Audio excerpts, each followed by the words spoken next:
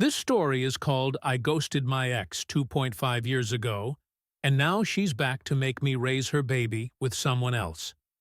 If you're enjoying these stories and want to support the channel, don't forget to hit subscribe. It helps me bring you even more great content. Now, let's dive in. The story starts with OP sharing that in 2015, he met Casey while they were in college. She was intelligent, funny, and they immediately hit it off. By 2019, their relationship had become serious, and OP believed she was the one. Determined to propose, he worked long hours at his factory job, saving every cent to buy her a ring. The plan was to pop the question on Christmas Day at her parents' home, imagining the perfect festive atmosphere surrounded by family. Casey's family was unique. Her father, Max, was laid back, respectful, and generally a decent guy.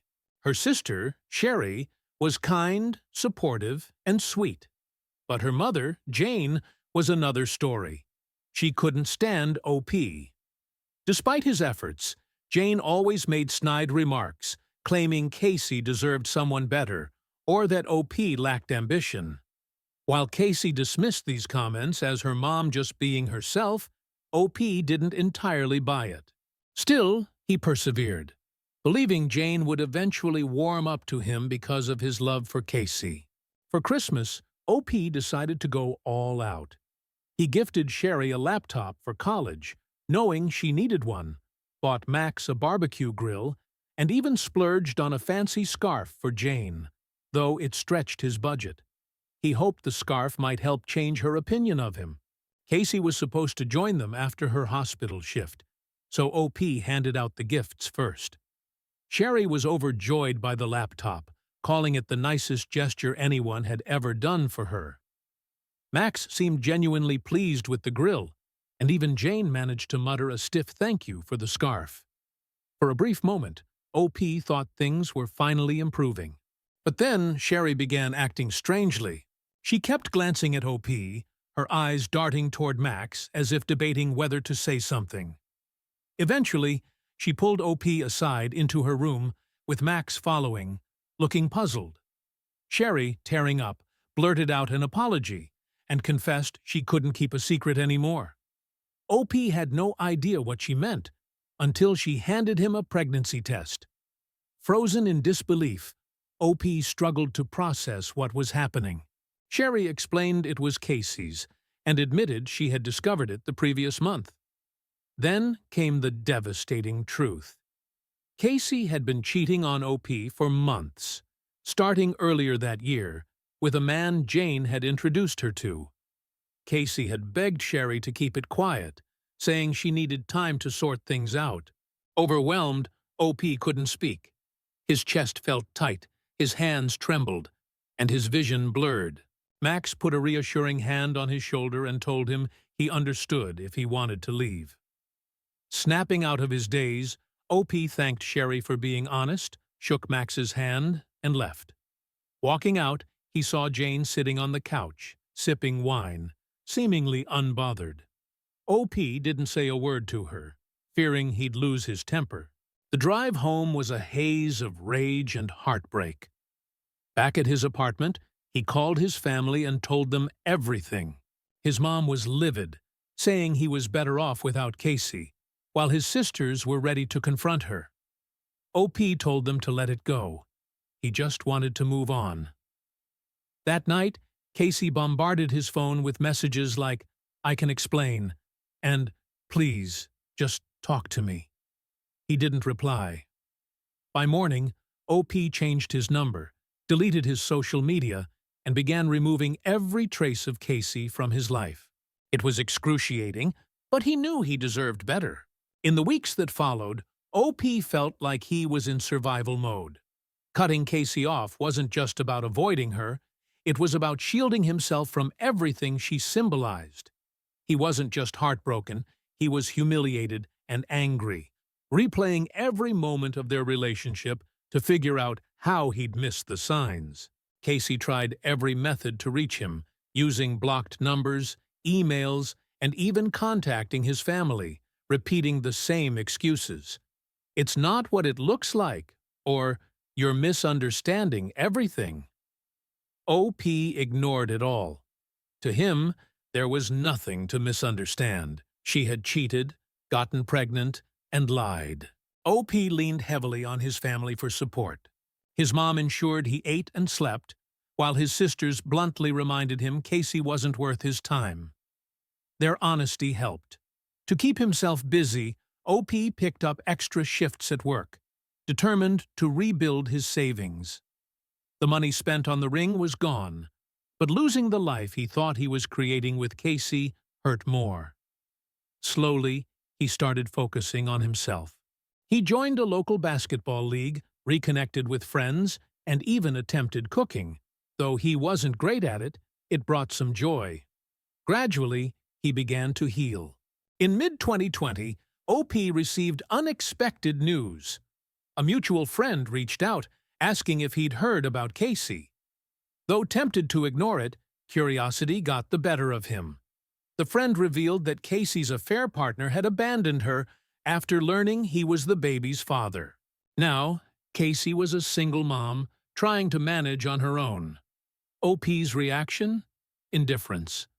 A small part of him felt vindicated, but mostly he was just relieved to be out of the chaos. Months later, Casey somehow got hold of OP's new number. She called, begging to talk. Against his better judgment, he answered, and immediately regretted it. She started apologizing, saying she had made a mistake and needed to explain herself. I let her talk for a while, then interrupted her. "Casey," I said, "I don't care anymore. Whatever you have to say won't change anything. We're done." That's when she shifted her approach. She began trying to guilt-trip me, claiming I owed her a chance to talk and accusing me of being unfair for not listening. I told her plainly, "I don't owe you anything. You made your choices, now live with them." Then I hung up. Not long after, Jane got involved. She sent me a series of messages, calling me a coward and saying I was running from my responsibilities. I couldn't believe the nerve of her. Responsibilities? I wasn't the one who cheated. I wasn't the one who got someone else pregnant. I blocked her number too. For a while, it felt like they were everywhere, trying to drag me back into their mess. But each time they reached out, it only reinforced my decision to cut them off. I didn't want or need their explanations. I didn't want closure. I just wanted to move on. And eventually, I did. The calls and texts stopped. My days started to feel lighter. For the first time in months, I felt like I was taking back control of my life. Mother's Day came, and I was excited to spend it with my mom and one of my sisters, Raven. My mom has always been the heart of our family, and after everything that happened, I wanted to make the day special for her. We decided to have lunch at Red Lobster because it's her favorite. It was supposed to be a calm, drama-free day. Spoiler, it wasn't. As we were finishing up and about to leave, I saw them, Jane and Sherry. Of all the places, they had to show up there. My stomach dropped. Sherry looked like she wanted to disappear when she saw me, but Jane immediately locked eyes with me, wearing her usual expression of contempt. I could feel Raven tensing up beside me. She's always been protective of me, and I knew she was ready to go off. Jane's face changed the moment she saw Raven. She looked confused, almost shocked, as if she was piecing something together. It dawned on me. She had finally realized that Raven was my sister, the other woman she had accused me of cheating with. The audacity of it all made me want to laugh. Raven muttered under her breath, "Do you want me to handle her?" I shook my head. The last thing I wanted was a public scene. My mom gave Jane a cold, hard stare before nudging me forward. "Let's just go," she said. But then Sherry stepped forward, practically begging, "Please, can we talk? Just for a minute alone?" Raven wasn't having it. "Why would he want to talk to you?" she snapped. Sherry looked genuinely upset, and my mom intervened, suggesting I hear her out away from Jane. I agreed, more out of curiosity than anything else. Sherry pulled me aside, far enough away so Jane couldn't hear us. She immediately apologized for everything, saying, "I'm so sorry for how things turned out. I miss having you around. You were like a brother to me." I didn't know how to respond, so I just nodded and let her continue. She told me Casey had been miserable since I left, crying all the time and regretting everything. "I'm sorry she's struggling," I said, trying to keep my tone neutral. "But that's not my problem anymore. She made her choices." Sherry nodded, and then told me something that made my stomach churn. "She destroyed the laptop you gave me," she said quietly. "It happened right after you left. She was mad at me for telling you the truth." That hurt. I had given Sherry that laptop out of genuine care, and Casey had ruined it out of spite. Before I left, I asked Sherry a question that had been bothering me since Christmas. "Why does your mom hate me so much? What did I ever do to her?" Sherry hesitated before admitting, "She thought you were cheating. She saw you with another woman, Raven. She didn't know you were siblings." My jaw dropped. All of this, the cheating, the pregnancy, the heartbreak, started because Jane jumped to conclusions and convinced Casey I was unfaithful. I couldn't help but laugh. It was so ridiculous, so unnecessary, and yet it had ruined everything. "Thanks for telling me," I said. "And hey, the laptop's warranty is still good. You can probably get it fixed." Sherry's face lit up, and for a moment I saw the kind, shy girl I once knew. We shared a brief hug, and I left to join my mom and Raven. When I told them what Sherry had said, Raven rolled her eyes. "So Jane's not just a jerk. She's also an idiot. Good to know." My mom sighed and said, "Michael, you're better off without those people in your life." She was right. I had spent so much time trying to make things work with Casey and her family, but it was clear they were never worth the effort. A few days after running into Sherry and Jane at Red Lobster, Sherry called me. She wanted help with the laptop warranty I had mentioned. Since she had been one of the few decent people in that family, I agreed to meet her at a local electronics store. When I arrived, Max was with her, which was a pleasant surprise. Max had always been a solid guy. Out of all the chaos, he was the only one who had offered me a sincere apology on Christmas. We chatted while sorting out the laptop.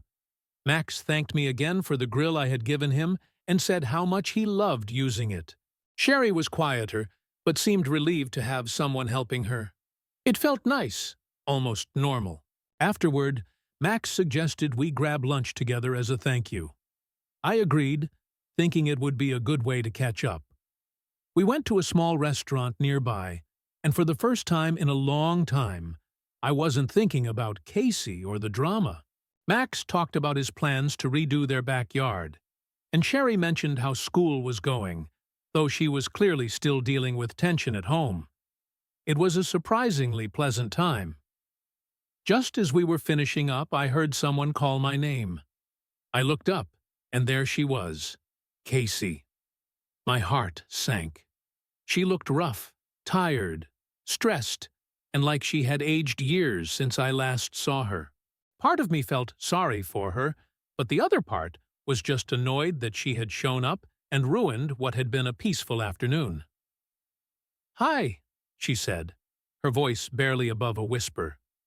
She glanced at Max and Sherry, then back at me. "Can we talk?" I stayed seated with my arms crossed. "What do you want, Casey?" She hesitated before stepping closer. "I just want to explain, please. I've been trying to talk to you for months," she said. I sighed. "You have 5 minutes. Go." She began apologizing, saying she had made a mistake and regretted everything. I was confused by her words. "My mom convinced me you were cheating. She said she saw you with another woman." I cut her off. "You mean my sister?" That's who Jane saw. Raven is my sister, Casey. If you'd bothered to ask instead of jumping to conclusions, we wouldn't even be here now. Casey's expression dropped. I didn't know. I thought she... She trailed off, looking completely lost. I should have talked to you, she finally said. You just cheated, I responded flatly. For almost a year, instead of trusting me, you lied, slept with someone else, and got pregnant. And you think I should care about your excuses now? Her voice cracked as she said, I wasn't happy. I didn't know what to do. You could have talked to me, I snapped. You could have ended things if you weren't happy. But instead, you went behind my back. That's on you. Max and Sherry sat there awkwardly, clearly uncomfortable with the whole scene. Casey started crying, which might have affected me years ago, but not now. Please, she begged. I want to fix this. I'll do anything. I shook my head. There's nothing to fix, Casey. You ruined everything. I've moved on, and so should you. That's when she dropped the real bombshell. But my son, he needs a father. He needs stability. I blinked, stunned by her audacity. Your son is not my responsibility. That's for you and his actual father to figure out. Oh, wait. He ran off, didn't he? Sounds like a pattern. Casey flinched but didn't argue. Instead, she looked at me with tear-filled eyes and asked, Why are you being so mean? Mean, I repeated. Casey, I worked overtime to save for a ring because I thought we had a future together. I planned to buy a house for us to start a family, and you threw it all away. You don't get to call me mean for refusing to clean up your mess. She broke down completely, sobbing into her hands. Max finally stepped in. Casey, I think it's time to go. You need to respect his boundaries. She turned to Sherry, desperate for backup. Sherry, you understand, don't you? You know I regret everything. Sherry hesitated before saying, Casey, you're my sister, and I love you. But you made your choices. You can't expect him to just forget everything. Casey stared at her like she'd been betrayed, then stormed out of the restaurant. I sat there, stunned and exhausted, while Max apologized again. I'm sorry she showed up, he said. You've been through enough. It's not your fault, I replied. You and Sherry have been decent through all of this. That's more than I can say for the rest of your family. After lunch, I went home and shared what happened with my family. My dad laughed and said, Jane probably thought kicking you out would solve her problems. Look how well that worked out for them. My mom just hugged me and said, I'm proud of you for standing your ground. You deserve better. That's when I realized Casey's apologies didn't matter. I didn't need closure from her. I had already given myself that by walking away. After confronting Casey, I thought I would feel something. Relief, satisfaction, maybe even closure. But honestly, it felt empty. Closure wasn't what I expected. It wasn't clean, and it didn't magically fix everything. Instead, it just reminded me of how much damage had been done and how pointless it all was. A couple of days later, Sherry sent me a text thanking me for hearing her out and helping with the laptop. She said, I really miss having you around. You were like the brother I never had. That hit me harder than I thought it would. I told her I appreciated her honesty and that she didn't owe me an apology for Casey's mess. If anything, she had been the only one in that family who had acted with integrity. Hearing from Sherry made me reflect on what I had lost, not just with Casey, but with the parts of her family I had grown close to. Max had always treated me with respect, and Sherry genuinely looked up to me. I hadn't realized how much I missed having people like them in my life until that lunch. But I also knew that staying in contact with them meant risking Casey finding ways to worm her way back into my life. And I wasn't willing to let that happen. A week later, a mutual acquaintance reached out to tell me more about Casey. Apparently, she was still trying to contact my old friends, hoping they'd convince me to talk to her. She was struggling as a single mother, juggling work, and raising her son alone after her affair partner completely ghosted her. I didn't feel vindicated hearing this. If anything, it only made me more certain that walking away was the right choice. Her life was her responsibility now, and I didn't want any part of it. Then there was Jane. I had expected her to double down on her hatred for me, but surprisingly, she went quiet. I guess the confrontation at Red Lobster left her with nothing else to say. Or maybe she realized how much damage her lies had caused. Either way, I was relieved to be free of her interference. One thing Casey said during the confrontation stuck with me, though. She claimed she only cheated because Jane convinced her I was unfaithful. At first, I brushed it off as just another excuse, but the more I thought about it, the angrier I became. Jane had been interfering in our relationship from the beginning, planting seeds of doubt and encouraging Casey to find someone better. But Casey wasn't an innocent victim in all of this. She made the choice to cheat. She made the choice to hide it. And she made the choice to try and lie her way out of it when she got caught. In the end, it didn't matter who was more to blame. Jane and Casey were both toxic in their own ways, and I was better off without either of them. That night, I sat down with my family and told them everything. My dad chuckled and said, "Jane was looking for any excuse to get rid of you. That woman was always full of it." Raven smirked and added, "And yet you're the one who came out ahead. Casey's stuck raising a kid alone, and Jane's probably pulling her hair out trying to fix things. You've got a fresh start. That's a win." My mom, as always, was the voice of reason. She hugged me and said, "Michael, I'm proud of you for standing firm. You didn't let them manipulate you, and that shows strength." Final update. I thought everything was finally over with Casey and her family. I had moved on, found peace, and was focusing on myself. But of course, Jane wasn't about to let things end quietly. A few weeks after the confrontation with Casey, I received a call from an unknown number. Against my better judgment, I picked it up. "Michael, it's Jane." Her sharp voice came through the line. I almost hung up right there, but curiosity got the best of me. What could she possibly want now? "What do you want, Jane?" I said, already irritated. "We need to talk," she snapped, as if she was doing me a favor by calling. "It's about Casey and the baby." I sighed. "There's nothing to discuss. I've made my position clear. Goodbye." "Wait!" she barked before I could hang up. "I'm not asking you to get back with Casey. I just think you should take responsibility for your part in this mess." That got my attention. "My part?" I asked, incredulous. "What part is that, Jane? I wasn't the one who cheated. I wasn't the one who lied. So please, enlighten me." Jane let out an exasperated sigh, as if I were the one being unreasonable. "Casey's struggling. She's a single mother because of a misunderstanding that could have been avoided if you'd just explained things to me from the start." I couldn't believe what I was hearing.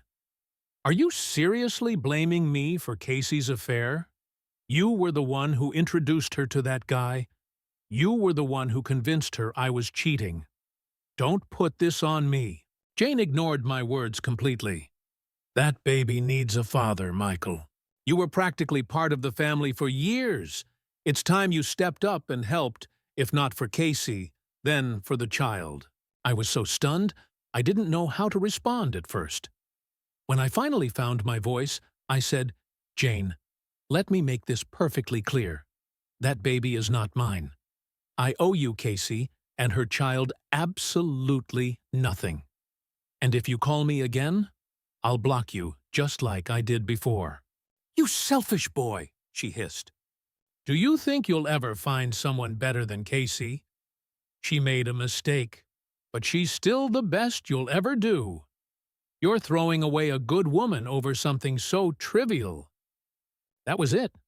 I laughed, an actual deep belly laugh, because it was so absurd. Trivial, I repeated. Cheating for almost a year, lying about a pregnancy, and trying to manipulate me into staying? That's trivial to you? No wonder your family's such a mess. Before she could respond, I hung up and immediately blocked her number.